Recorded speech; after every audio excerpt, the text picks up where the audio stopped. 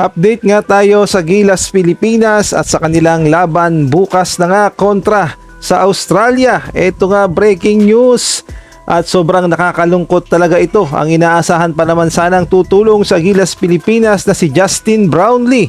Kalalabas lang ng balita ay na rin sa source na SBP.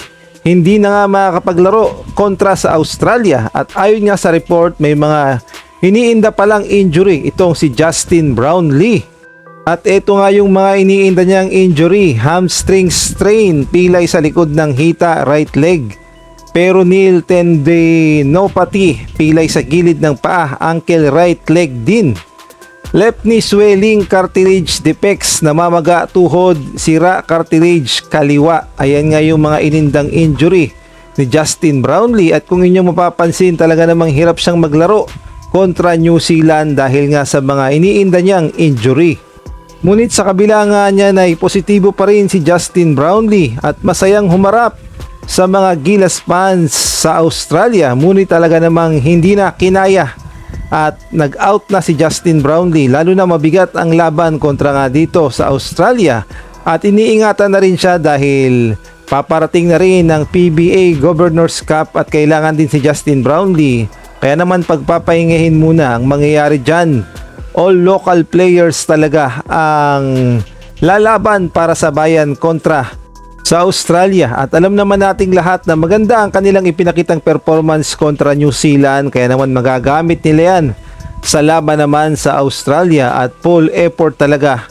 At ibubuhos na ang lahat ng ating mga local players upang makasabay tayo sa Australia, hindi man manalo. Ang mahalaga naman ay hindi tayo matambakan at hindi naman nakakahiya ang Gilas Pilipinas. At panigurado naman sigurong didikit ang ating mga local players dahil paniguradong ganado sila dahil walang Justin Brownlee at kailangan talaga nilang mag-effort at ipakita sa ating mga kababayan na manunood na kayang-kaya nilang sabayan ang lakas ng Australia. Kaya naman abangan natin ang performance ng ating mga local players bukas na walang Justin Brownlee na makakatulong.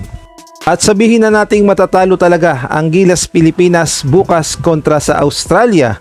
Ngunit ang good news naman ay pasok na rin naman ang ating Gilas Pilipinas sa second round dahil nga tinalo natin ang Guam ng 2 beses.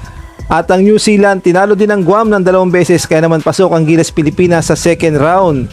At ang ating mga posibleng makalaban sa second round nag-aabang na ang Iran at ang Jordan. At kung nagustuhan mo ang video na to, paki-like naman, paki-subscribe, paki-pindot na rin ang notification bell para updated ka sa susunod kong i-upload. From a 2-over Justin Brownlee coming from a 2-overtime game, it's been crazy, very tiring. How do you approach? How do you rest up after that game? Just got to open next couple days. We got to be smart about our legs and things like that. Two-time game is very tough. Very exciting, very fun play in. But we definitely want to just come out and bounce back and try to get a win in here in Australia. Yeah, it's now a rematch Australia again after quite some time. How do you approach next game this coming Monday? I listen to what Coach Tim say to us. Whatever game plan he has, we got to make sure we follow it, and we just got to remain together and keep building that chemistry. Yeah, you've been a massive popular on all the basketball fan, and now in Perth, your message for Perth Filipinos. Thank you for your support. Wherever we play at, we can feel you guys support. Whether it's in the Philippines, New Zealand, or wherever in the world, we feel all the support from the Filipino fans, and just want to say thank you.